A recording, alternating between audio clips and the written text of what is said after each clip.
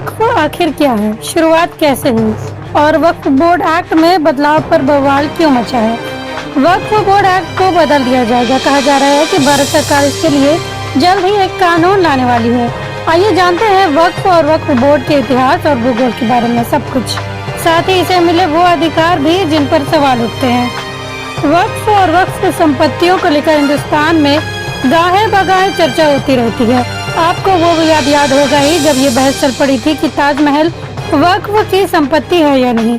यदा कदा किसी मुस्लिम धर्मस्थल को लेकर होने वाले विवादों में भी सबसे पहले यही तय किया जाता है कि अमुक इमारत वक्फ की है या नहीं, और अब तो वक्फ बोर्ड एक्ट में ही बदलाव की बात चल पड़ी है। कहा जा रहा है कि भारत सरकार जल्द एक कानून लाने वाली है जिसके तहत वक्फ बोर्ड एक्ट को बदल दिया जाएगा। कुछ मीडिया रिपोर्ट्स में दावा है कि अब महिलाएं भी बोर्ड में शामिल की जाएंगी। वक्फ संपत्तियों का जिला प्रशासन के यहाँ रजिस्ट्रेशन अनिवार्य किया जाएगा। अदालतों को ये हक दिया जाएगा कि वो तय कर सके कि अमुक संपत्ति वक्फ की है या नहीं। भारत में इस्लाम के आमद के साथ यहाँ भी वक्फ के उदाहरण मिलने लगे। दिल्ली सल्तनत के वक्त से वक्फ संपत्तियों का लिखित जिक्र मिलने लगा। उस जमाने में क्योंकि ज्यादातर संपत्ति बादशाह के पास ही होती थी, इसलिए प्रायः वही वाकिफ होते और वक्फ कायम करते जाते। जैसे कई बादशाहों ने मस्जिदें बनवाई, वो सारी वक्फ हुई और उनके प्रबंधन के लिए स्थानीय स्तर पर ही इंतजामिया कमेटियां बनती रही। भारत में कब बना वक्फ बोर्ड? 1947 में आजादी के बाद पूरे देश में पसरी वक्फ संपत्तियों के लिए एक स्ट्रक्चर बनाने की बात हुई। इसी तरह साल 1954 में संसद ने वक्फ एक्ट 1954 पास किया। इसी के नतीजे में वक्फ बोर्ड बना। ये एक ट्रस्ट था जिसके तहत सारी वक्फ संपत्तियां आ गई। 1955 में यानी कानून लागू होने के एक साल बाद इस कानून में संशोधन कर राज्यों के लेवल पर वक्फ बोर्ड बनाने का प्रावधान दिया गया। इसके बाद साल 1995 में नया वक्फ बोर्ड एक्ट आया और 2013 में इसमें संशोधन किए गए। फिलहाल जो व्यवस्था है वो इन्हीं कानूनों और संशोधनों के तहत चल रही है। प्रायः मुस्लिम धर्मस्थल वक्फ बोर्ड एक्ट के तहत ही आते हैं, लेकिन इसके अपवाद भी है। जैसे ये कानून अजमेर शरीफ दरगाह पर लागू नहीं होता। इस दरगाह के प्रबंधन के लिए दरगाह ख्वाजा साहिब एक्ट 1955 बना हुआ है।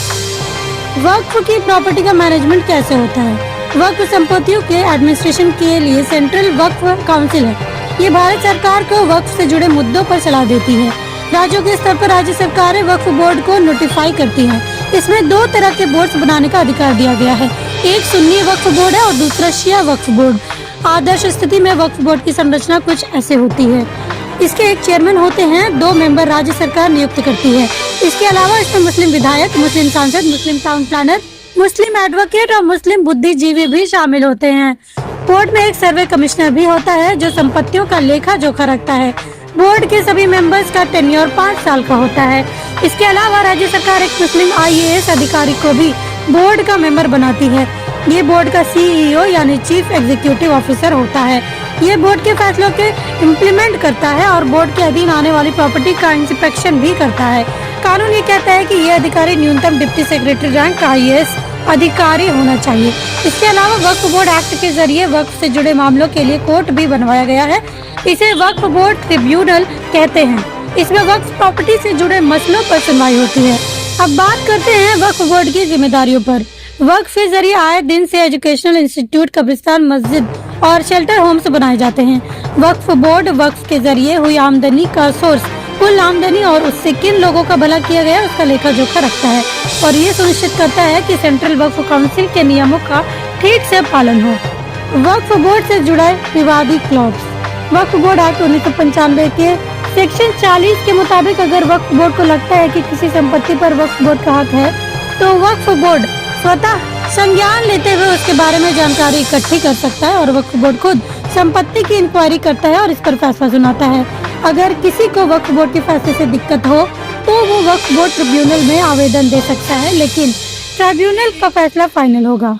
माने उस फैसले के खिलाफ अपील करने का प्रोसेस काफी कॉम्प्लेक्स है।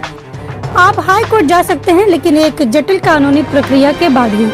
सरकार वक्फ एक्ट में क्या बदलाव चाहती है? मीडिया रिपोर्ट के मुताबिक मौजूदा वक्फ बोर्ड एक्ट में केंद्र सरकार करीब 40 संशोधन करना चाहती है। कई रिपोर्ट्स के मुताबिक सरकार का जोर वक्फ में महिलाओं का पार्टिसिपेशन बढ़ाने पर है और साथ ही सरकार की वक्फ बोर्ड की संपत्ति से जुड़ी ताकत पर भी कंट्रोल करने की बात कही जा रही है। सबसे ज्यादा विवाद इसी बात को लेकर है। क्या वक्फ बोर्ड पर नियंत्रण बढ़ाना जरूरी है?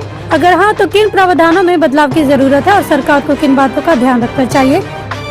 वक्फ बोर्ड चाहे सालाना 200 करोड़ ही कमाता हो, लेकिन उसके पास पूरे देश में अकूत संपत्तियां हैं।